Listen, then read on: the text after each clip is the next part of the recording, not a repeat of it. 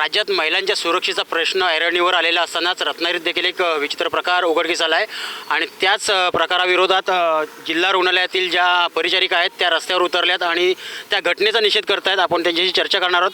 Madam, नेमकं काय सांगाल, आज आपण रस्त्यावर उतरला आहे?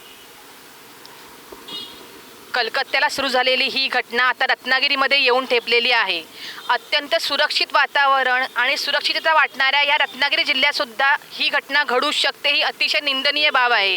आज जेव्हा आम्हाला कळलं की ही घटना अशी रत्नागिरीत घडलेली आहे तेव्हा मन विषण्ण झालं की त्या आज मुलीचं काय, तिच्यावर ही जी घटना घडलेली आहे तिच्यावरती काय बेतलं असेल.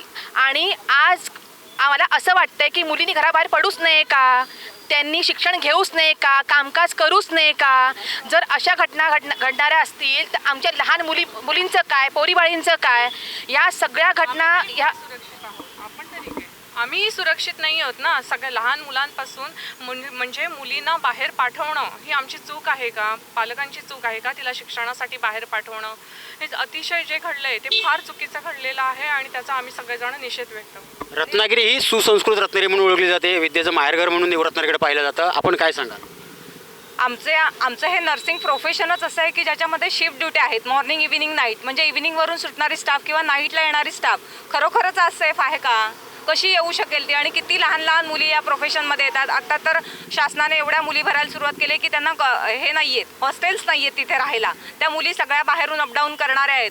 मग कुणालाच सेफ्टी नाही आहे. तसं कॉलेजच्या मुली आहेत, इतरही जी मुलं आहेत जी बाहेर जाऊन राहतात त्यांना खरंच सेफ आहे का. आता रत्नागिरीत पण जर ह्या गोष्टी घडायला लागल्या तर मग काय करायचं काय. रत्नागिरीत देखील अशा गोष्टी घडतात, आपण काय करायचं असं त्यांचं म्हणणं आहे. काय सांगाल आपण मावशी? आज रत्नागिरी कलकत्त्याला झालं, बदलापूरला झालं, आता रत्नागिरीपर्यंत पण आले. एका त्या आईने ज्या बाळाला जर अशा शिक्षणासाठी जर टाकलं असेल तर त्या शिक्षण घ्यायला नको का सांगा आम्हाला. म्हणजे ह्या ज्या प्रकृती होतात त्याच्यावरती आत्ताच्या वेळेला ह्या मुलीवर झालं.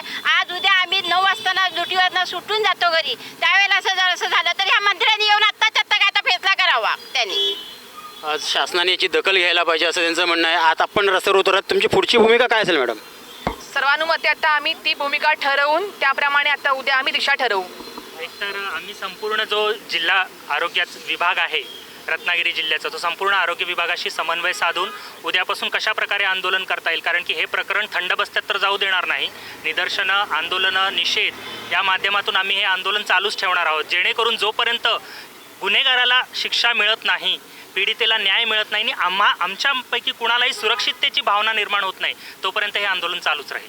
आणि आज फर्स्ट इयरच्या मुली पण महिलेची जोपर्यंत सुरक्षा महिलेला मिळत नाही तोपर्यंत हा लढा सुरूच राहणार आहे. आणि आंदोलनाची जी दिशा आहे ती जिल्ह्यातला जो सर्व वर्ग आहे, आरोग्य क्षेत्रात काम करणारा वर्ग आहे, त्यांच्याशी समन्वय साधून उद्याच्या आंदोलनाची दिशा ठरवली जाणार आहे. कॅमेरामन शुभम पवारसह Prashant Pawar, Times Digital, Ratnagiri. Times डिजिटलला लाईक करा, शेअर करा, सबस्क्राईब करा आणि बेल आयकॉन दाबायला विसरू नका. Times digital.